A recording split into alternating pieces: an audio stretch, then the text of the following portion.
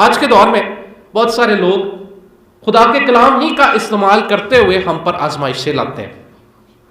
بہت سارے لوگ آ کر، خاص کر سب سے زیادہ جو ہمارے کیتھولک چرچ میں تنقید کی جانے والی چیز ہے وہ مقدسہ مریم ہے. بائبل مقدسی کے حوالے نکال کر ہمارے سامنے اسی طرح پیش کرتے ہیں کہ خداوند یسوع مسیح تو خود مقدسہ مریم کو خاتون کہہ کر پکار دیتا ہے، اور ہم پر آزمائش لے آتے ہیں کہ ہم اب مقدسہ مریم کو خاتون بھی نہ کہیں بلکہ اتنی زیادہ اس کی عزت نہ کریں.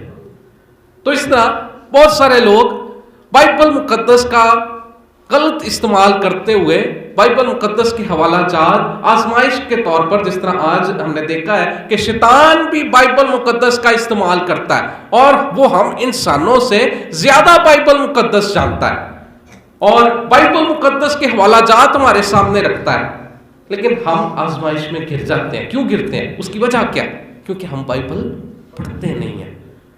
خداوند یسوع مسیح نے پہلے بائبل پڑھی ہے. خداوند یسوع مسیح پہلے تمام خدا کا کلام جانتا ہے، اس واسطے وہ آزمائش میں گرتا نہیں بلکہ خدا کے کلام ہی سے جواب دیتا ہے.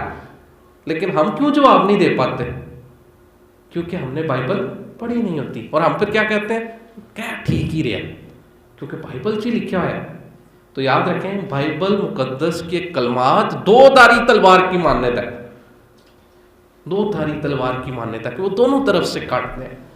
اور بائبل مقدس تے ایک حوالہ دے نال اسی اے نہیں انہوں غلط مطلب لے کے تے اسی او دے نال ٹر جانا، وہ صحیح نہیں ہے، بلکہ ہمیں پھر پورا حوالہ پڑھنا چاہیے، پورے طریقے سے پڑھنا چاہیے، اچھے طریقے سے اس کی پھر تشریح دیکھنی چاہیے کہ کیا بن رہی ہے میرے لیے، اس کا کیا مطلب نکل رہا ہے. لیکن ہم بائبل کو کیونکہ پڑھتے نہیں، جیسا ہمیں سنا دیا جاتا ہے ہم ویسا ہی سن کر اس پر پھر عمل بھی کرنا شروع ہو جاتے ہیں. عمل تو خیر دور دی گل ہے، اسی بس سن لینے ہیں تو سن کے کہنے اے ٹھیک ہے.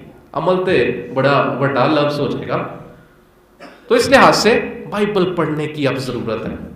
ان روزوں کے ایام میں کلیسیا اسی لیے دعا کے ساتھ ساتھ چاہتی ہے کہ ہم بائبل مقدس کا بھی مطالعہ کیا کریں، بائبل مقدس کو بھی پڑھا کریں.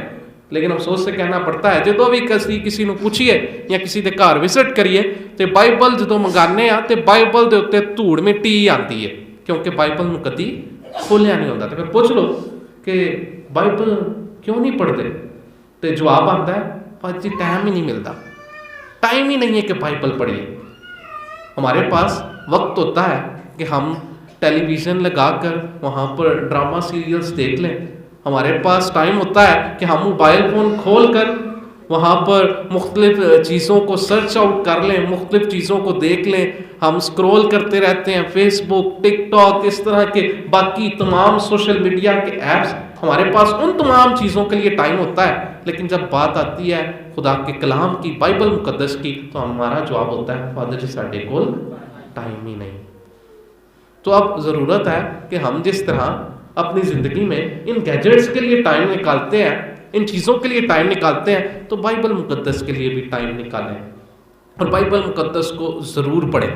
کم از کم ہمیں دن میں 15 منٹ بھی ہم اگر نکال لینا بائبل کے لیے، 15 منٹ بھی پڑھ لیے تو میں سمجھنا وا کہ 2 سالاں دے تے تسی بائبل ختم کر ہی لوگے. بہت سارے لوگ یہاں پر بیٹھے ہیں، میں پوچھوں ابھی کسی نے بائبل ختم کیا تو شاید ایک ہاتھ کوئی کھڑا ہو، وہ بھی بابو جی دا ہی ہوئے گا، اس کے علاوہ کسی کا بھی نہیں ہاتھ کھڑا ہوگا، کیونکہ ہم نے بائبل کو کبھی صحیح سے ترتیب وار پڑھا ہی نہیں ہے. تو اس لیے آج ضرورت ہے کہ اگر ہم چاہتے ہیں کہ آزمائشوں پر قابض آ جائے، پہلے تو ہماری زندگی میں آزمائش نہ آئے اس کے لیے دعا کرنا ضروری ہے، اور دوسرا اگر آزمائش آتی ہے تو اس پر قابو پانے کے لیے، اس پر قابض آنے کے لیے، اس میں ثابت قدم رہنے کے لیے بائبل پڑھنے کی ضرورت ہے، تاکہ بائبل پڑھیں اور بائبل کے ذریعے بائبل کو اپنا ہتھیار بناتے ہوئے ہم آزمائشوں پر قابو پائیں.